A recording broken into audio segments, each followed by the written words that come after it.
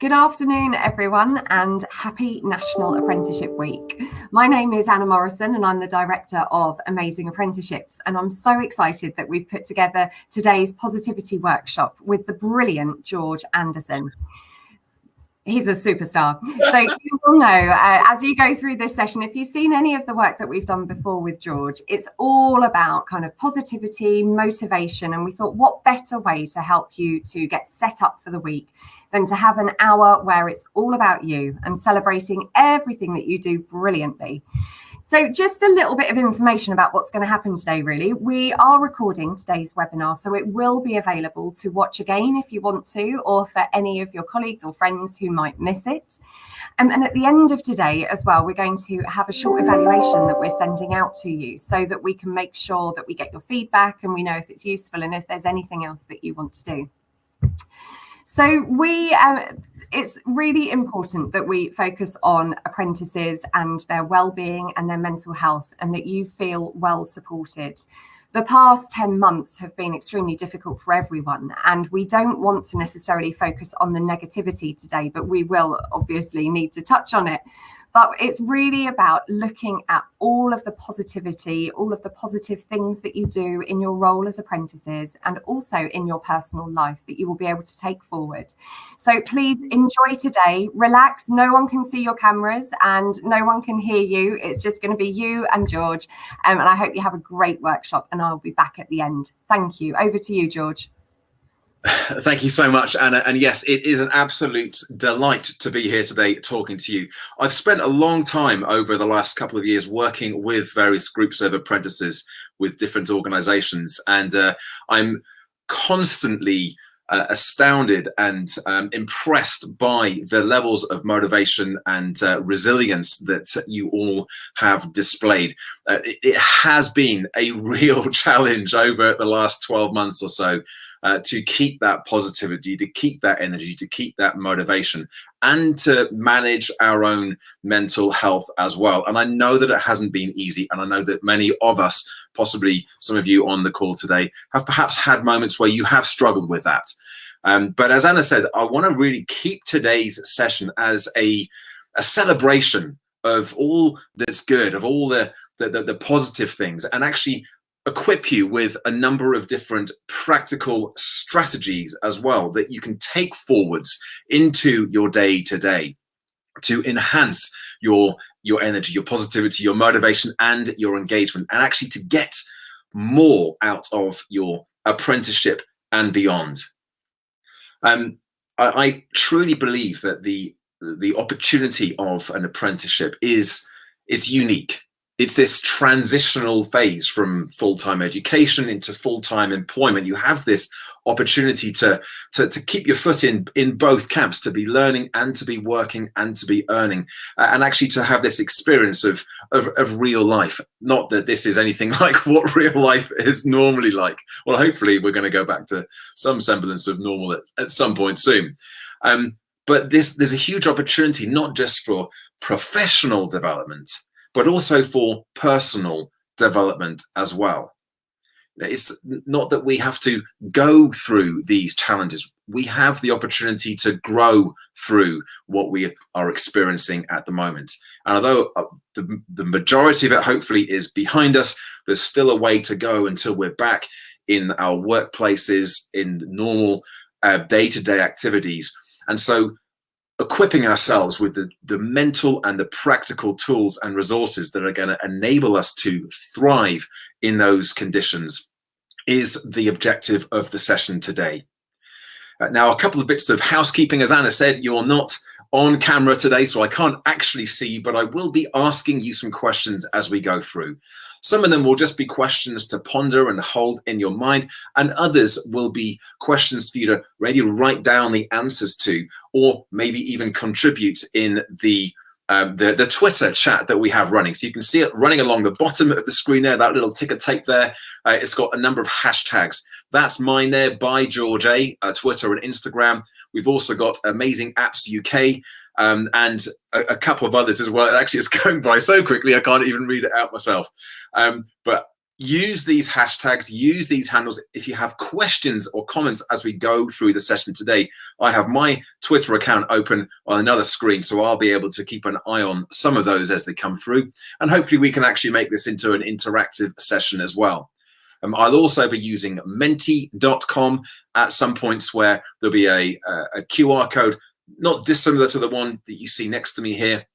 Although this links into my LinkedIn profile if anybody would like to connect over there.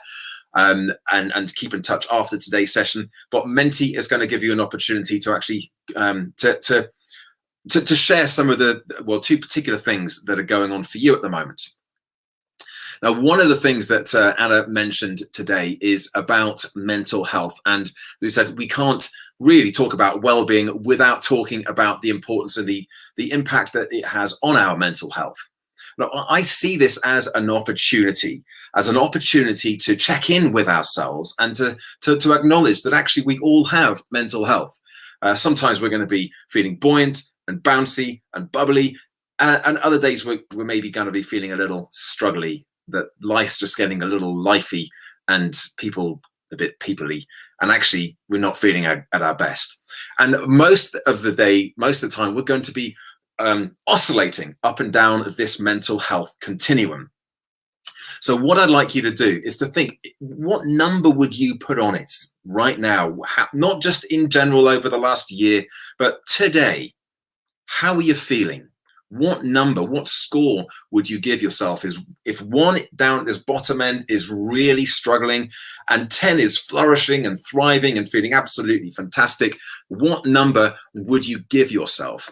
And what I'd like you to do actually is either just hold that number in mind, or if you don't mind, hop over to menti.com. If you zap that QR code with your mobile device, or if you're watching this on your mobile device, then just open up a different browser, go to menti.com. 757044 is the code, and it's completely anonymous, so nobody's going to know who's put what score. But what I'd be interested to know is, how are you doing today? What are your mental health scores today? And what I'm going to do actually is I'm going to share the results of those of that as it comes in. Let me just bring it up, and we'll see. I can see them coming in already. Give me 2 seconds, and I'll share that with you as well, so you can also see what how everyone else is doing. Okay, so here we go. We can see that we've got quite a few, the sort of the mid-range, around the 7s, 6, 7s and 8s. That seems like quite a common number. A few absolutely thriving and flourishing up at the 9s and 10s. No one at the moment is down at the 1s, but we've certainly got a few 2s and 3s. Some 4 out of 10, some 5 out of 10. Folks, keep these coming in, keep this coming through, and I'll continue to talk about this and the significance, because I can promise you this is absolutely normal.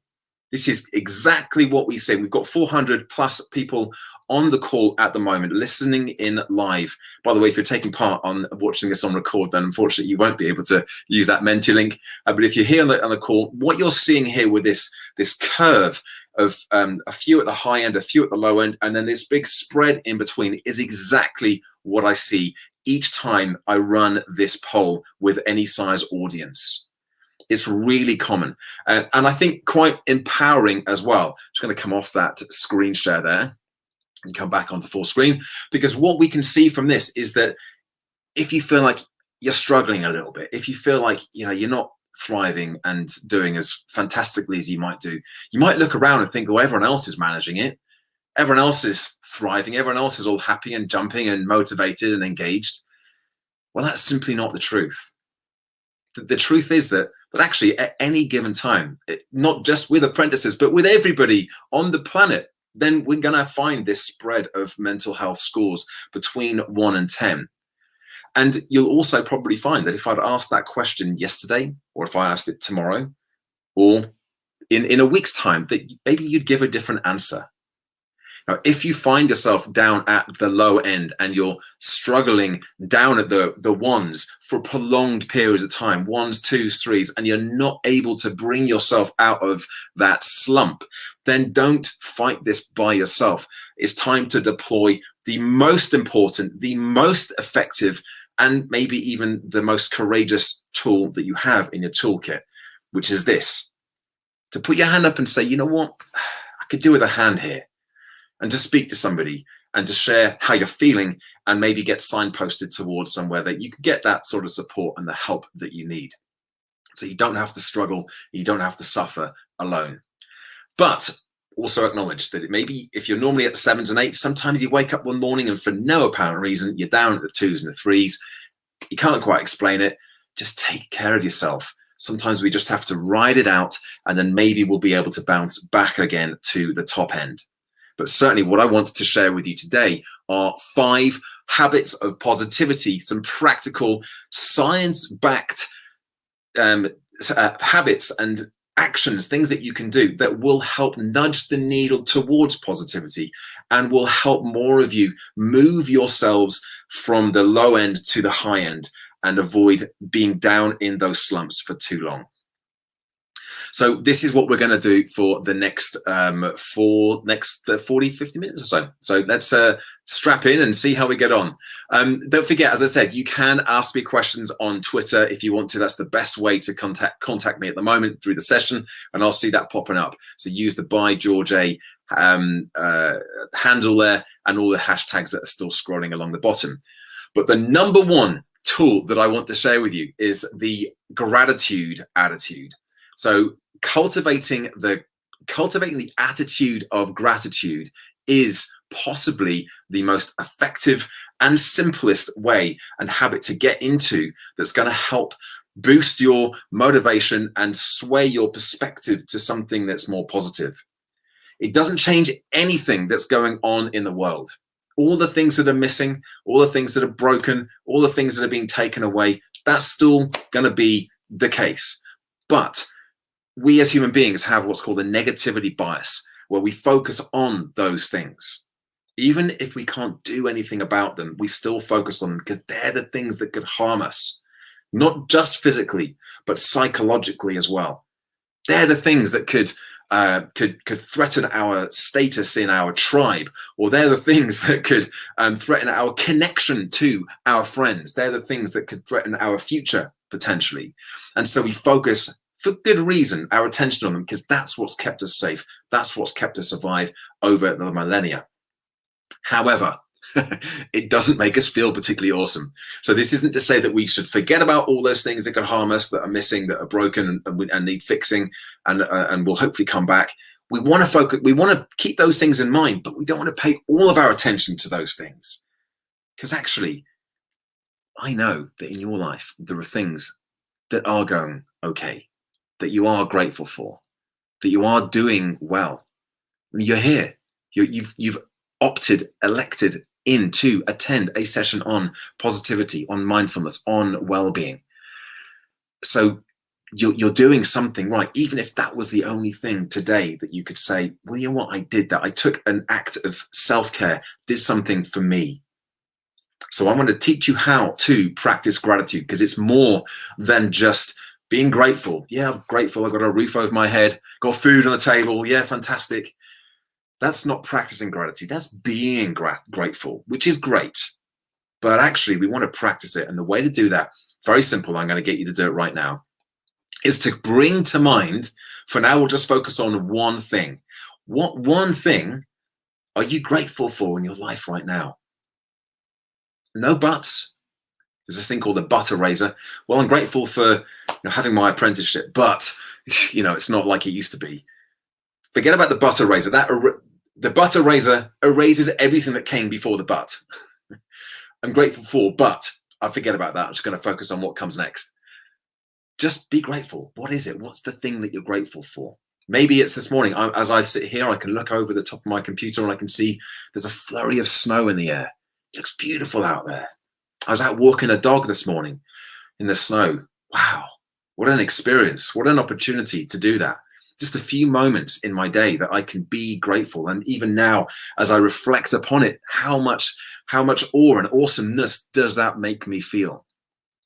So what I'd like you to do, ladies and gentlemen, is to go back, and we're actually going to take this a step further. I don't want you to just think about that moment of that you're grateful for, I want you to go back to menti.com now, and I want you to share what that thing is that you're grateful for. So if I just change to the next slide, you should be able to now, on that same code, go to menti.com, and it should give you what you're feeling grateful for. Again, it's completely anonymous, but what this will do is it will start flagging up a few of the things that you're saying you're grateful for, some of the good things that you have in your life. So hop over to menti.com and pop some of those things in. And in the meantime, I shall share my screen and we'll see what we see. What's going to come up? Let's go. So look at this: family, friends and family, my sister, family, daughters, a job, my daughter, children's health and love, feeling bright and happy today after struggling before. Wow, wonderful. There's loads of really good things coming in here, loads of really great things. And there's more coming in as well. So folks, keep those coming. I might come back to this screen again shortly, but there's loads of good things. And the key with this is to be as specific as you can. So when you say my job, or when you say my family or my daughter or whatever it might be, think what is it about that? What moment can you bring to your mind that made you think that was the thing that you're grateful for? And what this does is it actually starts to change the neural pathways inside our heads. Neuroplasticity means that we don't have a fixed mind. We are able to mold it, to flex it, to change it and evolve and adapt it. And the more we focus our attention on the things that we are grateful for, the easier it becomes for us to notice those moments in the moment that they're taking place, that they're happening. So this brings mindfulness into our lives. So I'll just stop that screen share there. Okay, that is the first of the 5. I'll cultivate an attitude of gratitude. I try and do this on a regular basis. Each night I'll write 3 things down that I was grateful for during the course of a day. Not just gratitude, actually, folks. We don't have to just think, well, what have I got in my life that I'm grateful for? Think about what you are proud of today. Think about what you accomplished. Not just physical things in the world, but actually maybe you got up at 6 o'clock this morning instead of hitting that snooze button. You got up at 6 to do a workout, or maybe you made a healthy choice with what you were going to eat instead of what you would normally do. And overcoming yourself like that can also be something worthy of reflection on, because it starts to embed this story that this is the person that I'm becoming. How powerful is that, to start building this new identity just by writing down a few of the things that have happened to you or that you've been grateful for during the course of the day? Super powerful. Don't disregard this one just because it's also very, very simple. So that's the first one. The second one is to boost your day with buffers. So I'll explain what I mean by that. And again, we're going to get practical in just a second. No mentees to fill in for this one, but I want you to actually do something in a moment that's going to involve you standing up, getting out of your seats, and no jumping around, burpees or anything like that. You'll be pleased to hear. But a really nice, neat, simple mindfulness and breath exercise that takes a couple of minutes to complete. But first, let me explain what I mean by buffers and breaks as a habit of positivity and well-being. We are living in an age of Zooms and go-to webinars and Teams and meetings and virtual this and live streaming over YouTube. And this is the first time I've done this, especially to an audience of this size in quite this format. But one of the things we need to be really, really aware of is building in these buffers, building in these little mini breaks to our day, so we don't fall into the trap of jumping from one meeting to the next and we have that emotional residue building and carrying over from one activity to the next. We have that stress building up, that overwhelm enveloping us to the point that we feel like we can't focus, we can't concentrate, we just don't feel it inside ourselves. We feel that energy, that emotional energy is started to deplete. So we need to be diligent and disciplined with building in these buffers and breaks.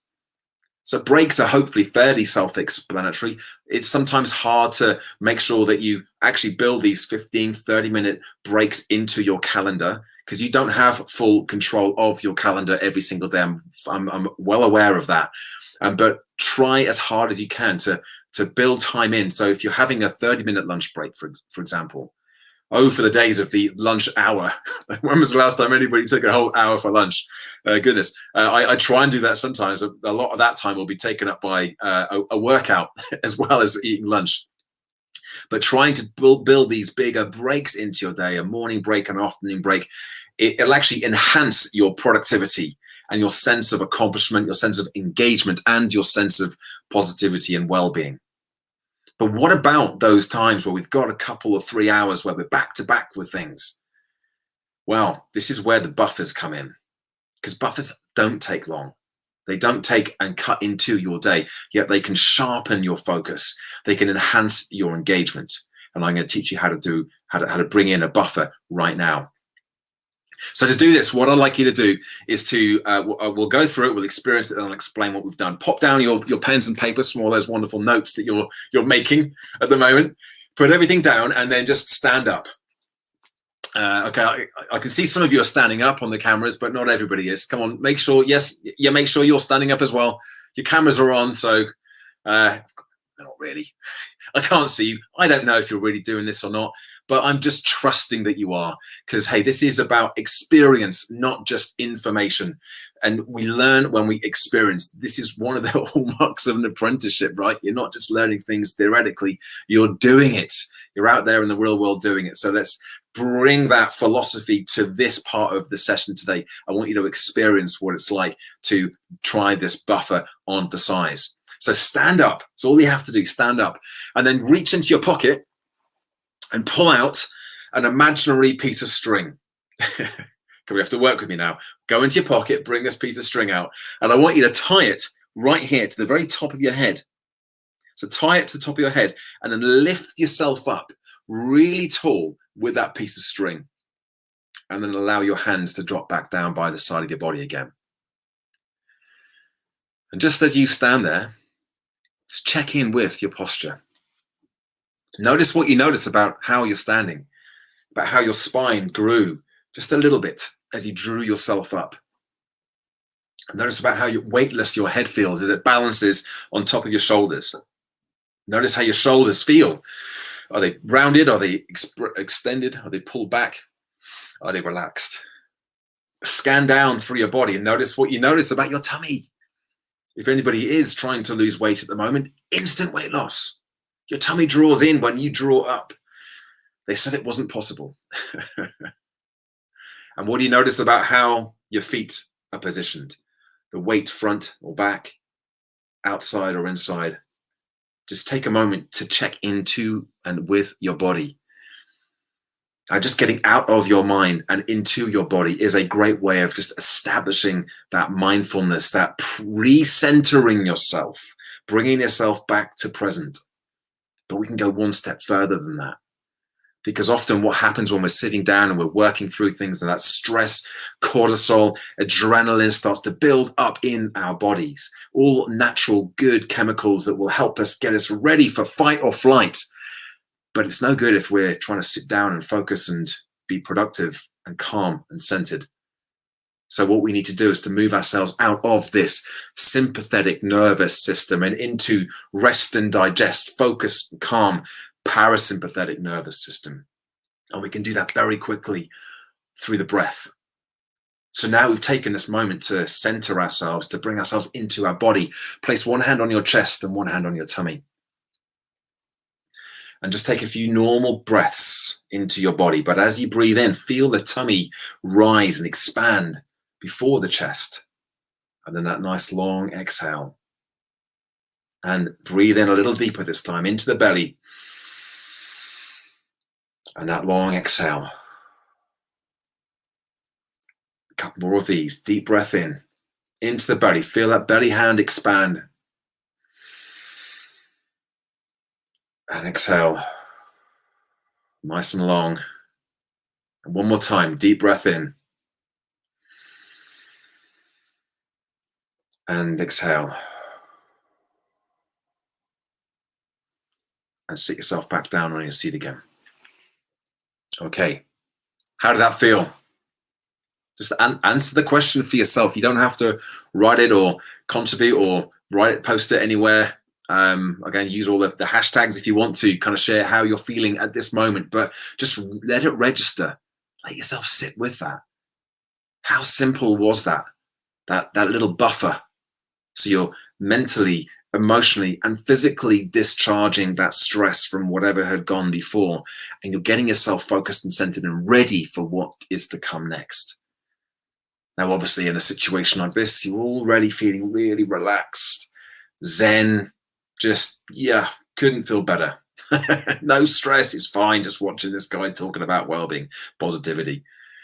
But imagine the power of that in those situations where you just need to very, very quickly, rapidly return to center. It's incredibly effective. And one of the techniques that I lent on incredibly heavily at the beginning of the first lockdown. Can you believe it? It's been almost a year since that.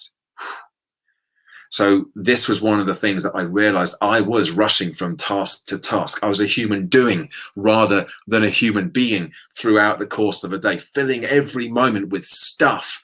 And I was starting to feel overwhelmed and that chronic stress starting to rise. And I realized that I wasn't paying enough attention to my own well-being and positivity and mental health strategies. And this is the first one that I brought back in. Sometimes it was every 20 minutes that I was needing to take one of these buffers. Midway through a task, I'd find myself sitting there and being very easily distracted. That intense loneliness of the quietness that ensues when you shut down your laptop after presenting to 500 people and then you're alone again. And I was feeling that I needed to bring myself back to that calm centered place. And this became my go-to strategy, and it still is.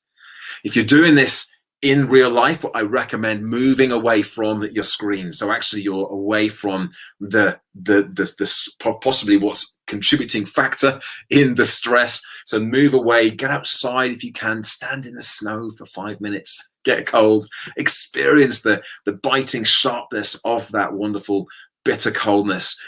Do your breath work and then come back and notice what you notice about how different, more focused and energized you feel as a result of it. So that's our second habit of positivity that I really encourage you to experiment with. Next up, we have superstructures. I love superstructures, and I want to explain and give you a few different ways of approaching this. All the superstructures they're times in the day where you have a series of habits, a stack of positive behaviors that enable you to systemize and build in self-care. So the three areas that I want to share with you today for these superstructures, the three really common ones, are the morning ritual or the morning routine, the power down routine, which is at the very end of the day as you are getting ready to go to bed, and the end of day ritual as well. And you'll notice that I interchange ritual and routine. They mean the same thing, folks, but sometimes routine sounds a little harsh, don't you think? Like you wouldn't have, I'm sure the Japanese don't have tea making routines. They have a tea making ritual. And it feels like something, I can get into that. I can enjoy that. I can experience that. Routine works for me. So I think of my morning routine, but I know many people get a little bit put off by that. But actually a ritual with a goal of getting you into the day, getting you set up for the day. And I'm going to explain give you some ideas for each of those three and why they can be a benefit. Give you some caveats as well to say that you don't have to do anything that I'm saying with this, and you can still be effective and set yourself up for the day and the end of the day. But I also want to encourage you to write down what could be on your ideal superstructures for each of these. So the morning routine, I've already mentioned, getting up at 6 o'clock and exercising, that's not going to work for everybody, but actually having some kind of morning routine has been shown to be incredibly powerful for setting you up to have the best possible day for you. Now, it doesn't have to be an hour. It doesn't even have to be 10 minutes. But if the first thing that you're doing at the moment when you wake up, before your eyes have even properly opened, is you're opening up your phone, you're scrolling through Twitter and Instagram and seeing how much better everyone else's life is than yours and all the messages and the emails you got to attend to later on today, getting a jump start on the day just gets a jump start on those stress levels.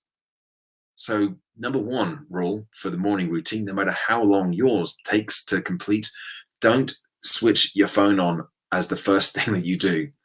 We do it because we get addicted to it, not because we need to. We get addicted to it. And that was one of the things that I noticed with myself. I was addicted to my phone. I was my screen time was racking up around 6.5 hours a day over the course of sort of March, April, May time, till I took action and did something to stop it. And one of them was ensuring that it didn't go on till 7 a.m. Nothing is that important that I need to be contacted and be doing stuff for other people's agendas before 7 a.m. In the summer, I was getting up at 5 a.m. So I had a glorious 2 hours to do George stuff before the rest of the world had an opportunity to get into my peripheral or full front vision. And I suggest and recommend, I implore you to do the same. Have a period of time, even if it is just a few minutes in the morning, where you're just getting into your day on your agenda. There's a great quote, I think it's Brendon Burchard, who says that email is a convenient organizing system for other people's agendas. And whether you're overwhelmed by emails or WhatsApp messages or Instagram messages or tweets or DMs or LinkedIn messages or whatever other methods people have of communicating and contacting you and just demanding a little bit of your attention and your time, it can feel very overwhelming, and you don't want to start your day like that. So building in self-care is often getting out, stopping things from getting in the first place. And there's nothing wrong with any of those things. I do it all and I love it, but I don't let it come into my day until I'm ready, which is not until 7 a.m. at the very earliest. So that's one of the things to think about. For me, I like to meditate in the morning. So I have my morning routine, my optimum routine at the moment takes about 45 to 60 minutes. It includes meditation, a little bit of mobility. I'm an avid journaler. In fact, it was a great opportunity earlier, a privilege, in fact, to speak to some of the young apprentice ambassador network group, the Yans, who have been introduced to journaling. So I did a session with them on journaling earlier on, and what wonderful fun we had. So journaling, gratitude, what a great thing to do first thing in the morning. Reconnecting with your goals, writing out what your goals are, what's important to you. These are all great things to consider building into your morning routine. None of them are essential. None of them have to be done first thing, but find something that works for you that's going to help kickstart your day and give you that little jolt of excitement, motivation, and positivity at the start of the day. The second superstructure, I'll do them in chronological order through the course of the day. So the next one that we come to that I want to share with you today is that end of day routine.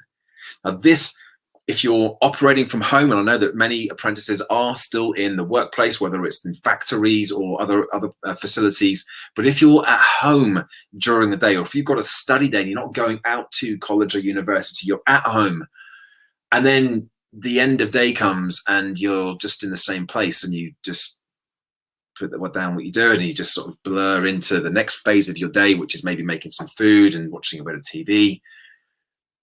There's no delineation between work and home. If you were commuting, you'd have that commute time. If you were working in an office or a factory and you're coming home, you've got this natural delineation. We don't have that so starkly contrast. There's that stark contrast anymore. It's up to us to create some kind of a superstructure at the end of the day that enables us to bring that into our lives. I'll share what mine is, and then you can decide what's going to work for you. Again, encourage you to write this down. Don't have this session today as something that you just think, oh, well, that was really interesting. George was great. Of course, that is what you're going to be saying and sharing on the feedback form at the end.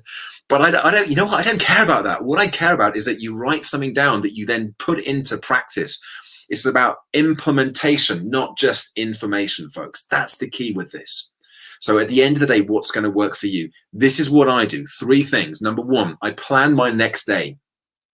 I look at what I've got coming up and I make a plan as to how I'm going to attack the next day. So when I get to work in the mornings, I'm not thinking, what am I going to do today to be productive and effective and motivated? I already know. I don't have to waste that first precious half hour of my day thinking about it. So I plan my day. That's the first thing to end the day.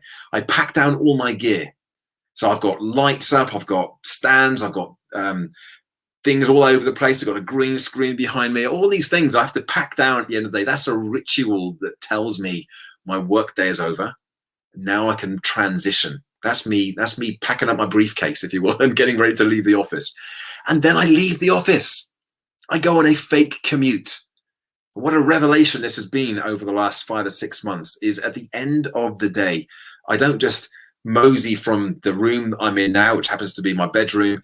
I don't just mosey over into the lounge or the kitchen and start making dinner or interacting with the kids and the rest of the family. I go on a fake commute.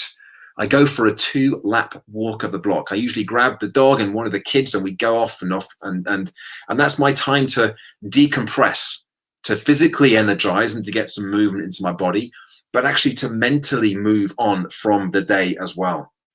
So build this into your superstructure as well. I would encourage you to do so.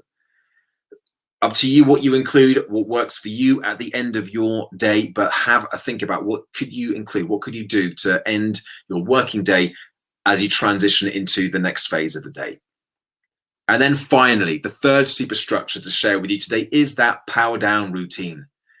How do you shift your mind from being on, switched on ideas, mind buzzing, which can be quite intrusive sometimes when you think about all the things you didn't do in the day or all the things you've got to worry about tomorrow. Like, we need to have an opportunity to just to wind down, to power down. And again, I'm going to come back to our smartphones, our mobile devices once again, because this is probably the thing that is the easiest way to shift ourselves quickly into quality sleep mode and out of the hectic, frenetic mind state that we often find ourselves in at the end of the day, where we lie down in bed and we're tired but wired. And we know we need to sleep, but we just can't. So switching off your phone, putting it into airplane mode, or doing what I do if you have an iPhone, really simple to do with this. You go to settings, screen time, downtime, and you can actually set your phone to switch off your apps, to gray them out so you cannot get into them. Yes, you can override it if you really have to, but don't. So just, I have 9:30 p.m. my apps go offline, and it's like, well, 9:30, that's where my phone is off. I can't get into WhatsApp, emails, Facebook, Twitter, Instagram, LinkedIn, news websites. It's all done. 9:30 p.m. no more, and it doesn't come on again until 7 a.m. So I don't have to decide, okay, I really should switch my phone off now. I'll just have a quick scroll through Instagram. Again, oh, look at all these people who've got so much a better life than I have. Yeah, well, that's going to help me get to sleep with a positive mindset, isn't it? So now that goes off at 9:30. I watch a bit of TV, and when I go to bed, what do? This bad boy here, practice gratitude. So I read for a bit and I write down those 3 good things, the 3 things that I'm grateful for in a day. It doesn't have to be a complex, difficult routine of lavender baths and candles and reading books and classical music. Do that if it works for you. That's great self-care as well. But actually, just think about the simple things that you can do that make a difference to your life. And experiment with it. See what works. You're an experiment of one. You have to try these things on for size. So they are the superstructures that I wanted to share with you today. Now, there's 2 more that I want to get through. Once again, I'll encourage you, if you have questions, if you have comments, if you want to ask any questions as we go through, then do please feel free to tag me. Actually, I can see a few things coming in there. I can see that 1,000 people have registered for the session today, which is absolutely wonderful. Well done. And to be putting your well-being as a priority. We don't all do that. And I know there's tens of thousands of apprentices in the country, and you're the ones who have decided, you know what, I'm going to pay attention. I'm going to invest in my well-being here. I think it might be a little bit tricky for me to actually go through. I can see lots of things have come through whilst I've been on air for the last 40 minutes. I've got a lot more to get through, but at the end, I want to leave 5 minutes and perhaps ask Anna to come on. And if there have been any questions specifically I'd be happy to answer those.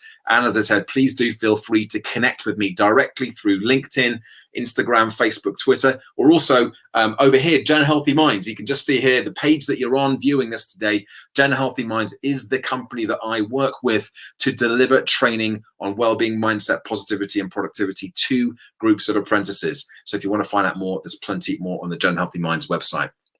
But for now, I want to go on to one of my other favorites, which is this.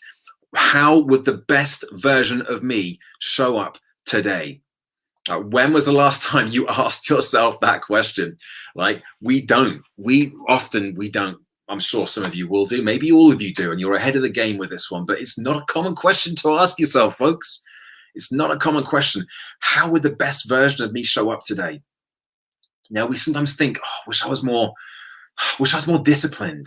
I wish I was more confident. Wish I was more courageous or patient, whatever it was that we wish we were more of. Well, what would it look like for you to be more of that person? How do you want to show up? Not just at the end of the day looking back thinking, I could have done better there, or the worst word you can possibly use, I should have done better. And you start beating yourself with the rod of the should. You should all over yourself, and it just makes you feel even worse. Instead of should, I could. What could I have done differently? And then flip it and decide in advance, how would the very best version of me show up today? And what I do is I have my little planner. I have my tick list of things that I have to get done. I have my schedule of the things that I'm going to do and when I'm going to do them. And then I have the 3 lines of how I'm going to show up today. And I write this down every single day. And I'm happy to share with you what I write down as to how I want to show up at my very best. And you can agree or disagree as to whether or not I'm carrying that off with this presentation today. But maybe it'll be something similar to you. Maybe it'll be completely different. It doesn't matter what it is. It's about having the intention at the beginning of the day. So for me, the 3 things, actually there are 6, but 3 pairs. I want to show up focused and indistractable. You may not see that at the moment, but when I'm working on something, if I find myself, my attention's wandering and I'm thinking, oh, I need to do that as well. Then I come back to my intention today was to be focused, not be distracted, but to gain traction and be indistractable. And so I bring myself back to the task that I was working on, because I know that that's the only way I can really fully express myself and to do all the things that I want to do, not by flitting from this to that to the other. It still happens. I'm not perfect by any stretch of the imagination, but by setting those intentions at the beginning of the day, it really helps keep me in that space of focus. I want to be energized and engaged. And maybe you can see that today, that this is I'm not putting this on. This is generally how I am. And if anybody's ever had a one-to-one conversation with me, then I'm just incredibly passionate about talking about these things.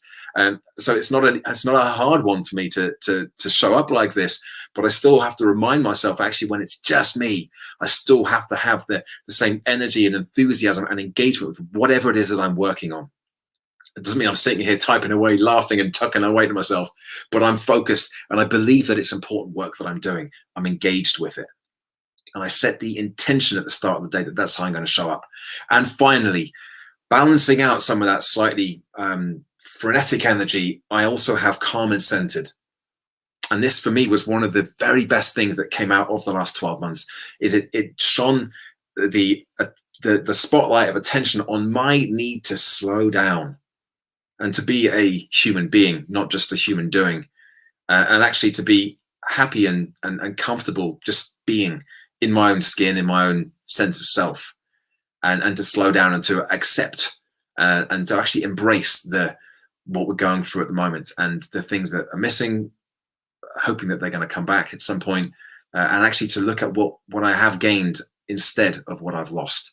And sometimes when I feel that loneliness or that isolation or that anxiety that still comes, I think nobody's completely immune from any of that. I come back to my intention of being calm and centered in the day. And guess what I do?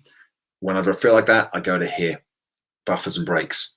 I either take a break or I insert one of those little buffers in.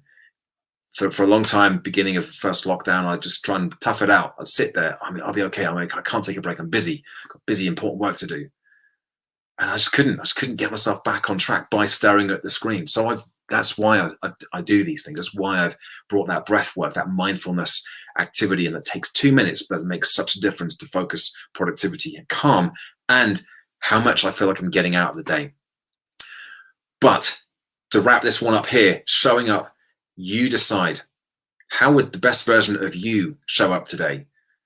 Would it be somebody who's, if you were wanting to be confident, well, what does that look like? How would you know if you were being confident, if you were to reflect back on the day and say, okay, no, I was pretty confident in that situation there. What are some of the things that you'd be doing? How would you be feeling? What would you be saying to yourself as well as to other people? Get real clarity in your mind and write this down every day. Get into the habit of doing that at the beginning of the day. It might be the same thing each day, but it doesn't matter, because if that's you at your best, then that's you at your best. The final one is this, dash for performance, which might need a little bit of explaining, but dash is essentially physical well-being. When I left university with my my engineering masters, 5 years spent, I decided, you know what, that isn't going to be for me. I'm going to go into personal training instead. So I started off working for myself as a personal trainer down in Reading, and I loved it. And the number one reason, well, actually 3 reasons people used to come to see me in that gym when I was a personal trainer were they wanted to make changes to their diet, their fitness, their exercise, and a few other things, because they wanted to lose weight, tone up, and get fit. Lose weight, tone up, and get fit were the 3 major reasons. Now, if we're here, lose weight, tone up, and get fit, that's over here. That's in the future. Like, you do these things here, and eventually it's going to have an impact on how you feel with your weight loss, your fitness, and your muscle tone, or health was another obvious and big one as well. And that's still the case. It's still a big motivator to making changes to your diet, to your activity levels, and to your sleep and your hydration. Giving you a clue there as to what the DASH acronym stands for there. But what I've noticed over the last 2 decades that I've been doing this, and certainly what I've been encouraging people to think more about, is the closer, more now-y connection between what you do and how you feel and perform right now. That's why this is a habit of positivity. It's a habit of instant self-care. It's a habit of well-being, of mental health, which isn't something you want to just do and hope that you feel better in the future at some point. Like, if you're feeling a little down today, if you're feeling struggly and low in energy, you want to do something that has a chance of bringing you back up at least 1 point today, right now. And so DASH is where it's at. And it stands, as I said, for diet, activity, sleep, and hydration. So this isn't, I'm not going to go into all the things you could or maybe should do to make those tweaks, but some simple things like just monitoring how much sugar you have in your diet, just tracking the grams. Women, the recommendation, the number of grams in a day is 25, about 5 teaspoons. For guys, it's 35. We'll get a little bit more, but to put that into context, there's 39 grams in a can of Coke. And the reason why that's important from a how do you feel right now performance perspective is because what happens when you consume high levels of sugar is your blood sugar levels go sky high, and in a healthy system, they'll then be plummeted down below to get it out of the bloodstream, and you have this crash. You have this lull in energy. You have this low people tolerance kicking in. You get more irritable. You feel less motivated, less engaged, less positive. And then you get the cravings for more sugar to bring you back up again. So you go for the sugar, and you're constantly on this up and down. You never feel like you have any energy. So just track how much sugar you're consuming. Doesn't mean you have to stop completely. It just means that if you're a woman drinking a can of Coke, you've got to drink approximately, you can only have 5/8. Guys, you can have almost the whole can, but not all of it. Otherwise, you're over your 35 gram limit. And then nothing else for the rest of the day. I was queuing up in, my son was asking what Mountain Dew was. This is before Christmas. He was asking, oh, Daddy, he's 10 years old. He said, Daddy, what's Mountain Dew? I think maybe his friends have been talking about it. And I said, oh, it's like a drink. And I thought, let's go, you know what, let's go have a look. Let's go buy a bottle of Mountain Dew. Searched a couple of shops, managed to find one that sold Mountain Dew. And I was queuing up to buy this thing. I just, 500 ml bottle of Mountain Dew. So this sort, a 1 portion shot of this particular product. And I was looking at it thinking, I was reading through the sugar grams. There was something like 55 grams of sugar in this one thing. So it's like, it was too late. I was, too far down the line there. I couldn't put it back in disappointment. So I said, all right, but you're sharing it with your brother and sister. Just start tracking and monitoring how much is in what you're consuming, drinking in particular, and start making the connection between what you eat and drink and how you feel as a consequence of that. A couple of easy wins with diet: increase the variety of fruit and veg that you're consuming as well. More plant-based foods, the better. You're going to see a lot more written about and marketed at you as well this year, I suspect, on things like gut health and the gut-brain axis, and how we need to take care of our microbiome. And this is all really, really important. The new research is coming through, certainly in the last few years, and there are more products on the supermarket shelves now that will help us do that. Fermented foods, but also just a variety of different types of food. What it doesn't just keep your systems functioning optimally, but it actually helps with mental health and focus and concentration as well. So increase the variety, not just 5 a day, but across the course of the week. Aim for 30 different sources of plant, including beans, legumes, pulses, all those things as well. Let's move on, talk a little bit about activity. I mentioned there about going on this fake commute. Exercise, obviously, that's kind of important too. Really good, gives you that boost of endorphins, and it can make you feel really good. It doesn't have to be anything spectacular like HIIT sessions or going to the gym when they reopen. Going for a brisk walk for 10, 15, 20, 30 minutes. Wow, what a way to break your day up. Try and get 2 or 3 of these mini walks in during the day as well. The key is to look for multiple movement opportunities through the day, not just trying to sit down all day and then do one workout at the end of the day. That makes you into an active couch potato is the official terminology for that. So be active through the day if possible.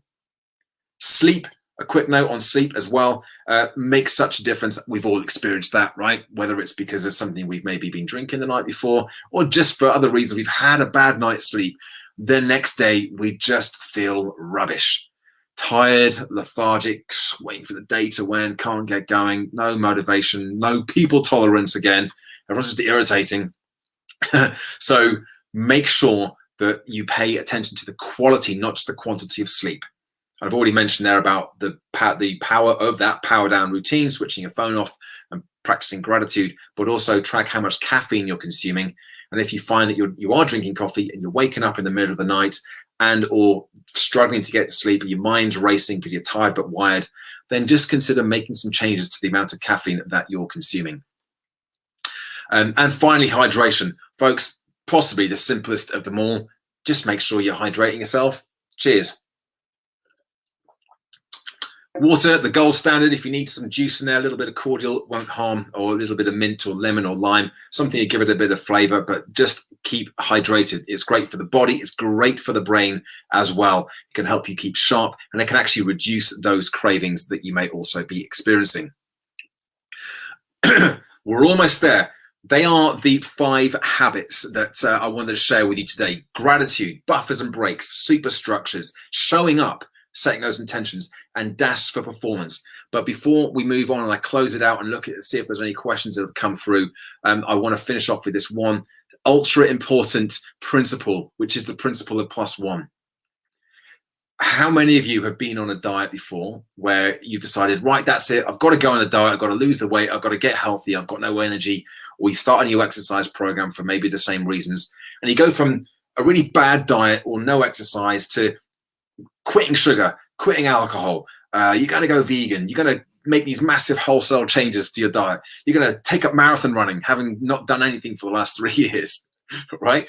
You go from here, which is let's say you're at a 3 out of 10. If 10 is perfect and 1 is not doing anything at all, you go from 3, you're going to jump straight to 10. I have to be perfect with this.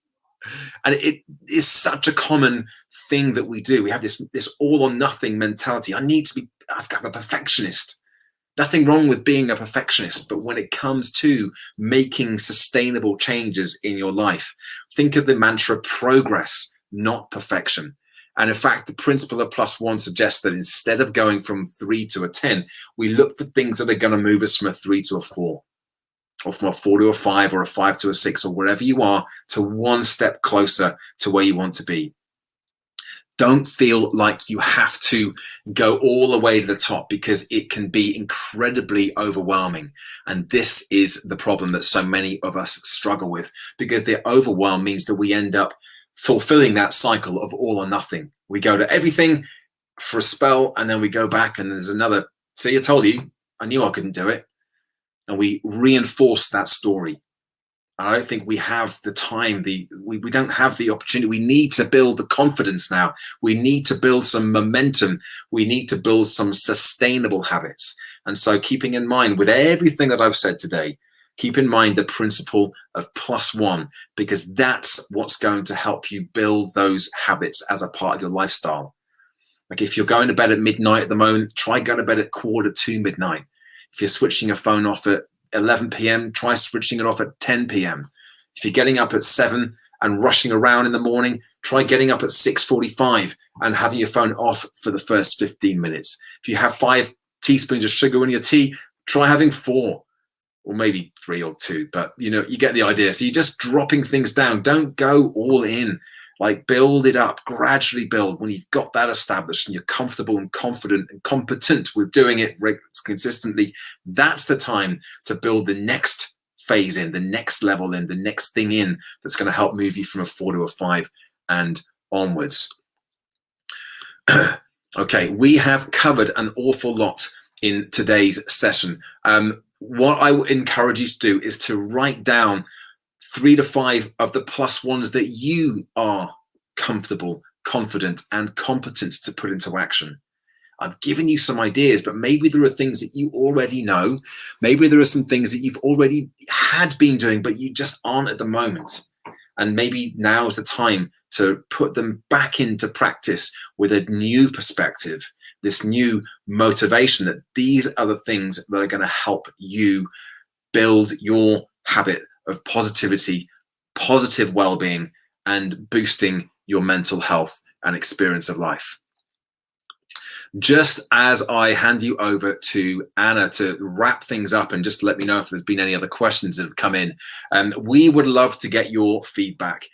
This session has been put on behalf of Gen Healthy Minds, Amazing Apprenticeships, and obviously as a celebratory point at the start of the National Apprenticeships Week. We'd love to know what your experience has been like of this session. It's been absolutely wonderful to see so many, almost 400 people tuning in and staying tuned in for the full hour. So my hats go off to you as well for taking an hour out of your day to do this. I'd also encourage you to take some time away from the screen before you move on to your next activity, whatever that may be. But certainly thinking about, I'd love to hear what your thoughts are on today's session. If there's anything else that you are struggling with that you'd like to know more about, then that's the place to share your feedback. But Anna, I don't know if you're still there, if you're back and ready to come back in. There we go. And I haven't seen any questions, if there have been any, or any of the comments, Anna, but perhaps if you've had your eye on the Twitter stream, maybe you can see what's come through. Of course. So first of all, George, thank you. Thank you for giving us such a positive and motivating session, and giving us such practical hints and tips that I think all of us can take away and do something with. So thank you so much. I've picked up a few questions, if that's all right, and I think it kind of links to the last activity. So someone messaged in saying kind of, there's so much good stuff here. Where do we start? Where would I start? Have you got any views on where the priority should go? So of the 5 different activities that you ran through, which would you say, if people are sat there thinking, oh, I'm not sure which 3 to pick, where should they go first? Well, you can probably, if I just go back to the screen there, you can probably pick one small thing from each of them. For example, if you were to just write down one thing that you're grateful for during the day, and you maybe experiment and say, well, I'm going to try that buffer. Next time I finish on a call or in a meeting, I'm going to try that 2-minute check-in with myself. Or maybe you decide you're going to try the fake commute. You're going to write down and at least think about how you want to show up today. And maybe you're going to reduce the amount of sugar that you consume or change your breakfast cereal, or swap an apple in for a biscuit at lunchtime. So, and it'll be a number of small things rather than trying to do everything, because it's a really good point. Hopefully, actually, it's partly answered with that final piece, the principle of +1. We can add in a number of +1s. which ones are going to be most powerful and effective for individuals, for you, the person who asked that question, will depend largely on what's most important in your life right now. For example, if you're already practicing gratitude and you already take plenty of breaks, then maybe actually the dash for performance and the showing up might be the big levers where you get the most bang for your buck. So it'll depend on the individual, but think about, what are some of those 3 to 5 plus ones that are going to make the biggest difference. Thank you so much. And just one other question. Someone said, if I'm feeling anxious, should I bring this up with my employer? And if so, any tips on how I should approach it? Yeah, that's a great question, because we are always told, right, you need to talk about how you're feeling, but there's less told. We're told less about how to actually approach that subject.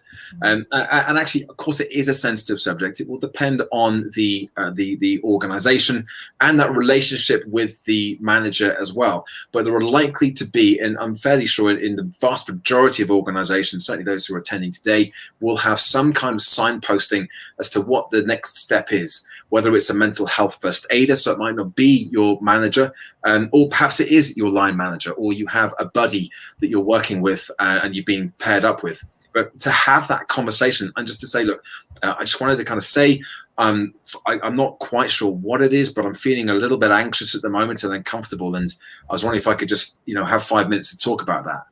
So just approaching it like that. And just to flip that as well, by the way, if there are any managers watching, it's not always on us as individuals who are having this information shared with us. It's not always up to us to try and fix it. In fact, a lot of the time, all we need to do is to hold the space where somebody can be open, honest, and courageously vulnerable and share how they're feeling, and actually then ask what sort of support they do want. And maybe they want your advice. Maybe they just want to have the opportunity to share how they're feeling for a few days. Maybe they want to know that it's okay to feel like that and it's normal. And hopefully the mental health continuum that I put up at the beginning will show you that everybody, including managers, will have these ups and downs through the mental health continuum as well. So it's not just you who are going through this. And it's absolutely a normal response to feel anxiety, or even to teeter on the edge or go into depression as well. And it's unfortunately, it's on us as individuals. We still need to be ready to deploy this number one tool, putting our hand up and having those courageous conversations. But just starting it off by saying, look, can I have a word, because I feel like my anxiety is starting to get a bit more of a grip of me, is probably the best starting point. Thank you so much, George. Brilliant advice as always, and a really fantastic workshop today. So what's going to happen next? You're going to get that evaluation emailed out to you if you haven't snapped the QR code yet. We are going to make today's workshop available as a recording for you. So it's going to be available back on the Amazing Apprenticeships website where you registered, so amazingapprenticeships.com/act, and we'll make sure it's on that page. Totally free of charge. Please share it with your colleagues, your friends, your family. I think there's so much useful information in there that everyone could benefit from. George, thank you for giving us such a positive and amazing start to National Apprenticeship Week 2021. I couldn't think of any better way to start it. So thank you. Thank you for giving your time. Thank you to everyone for joining us. And I hope that the rest of the week is extremely successful for you. We'll look forward to following your updates on Twitter and Instagram and all of the other social media platforms. So on behalf of everyone, to George, thank you so much, George. And thank you. Stay safe, everyone, and take care. Thank you. Bye for now.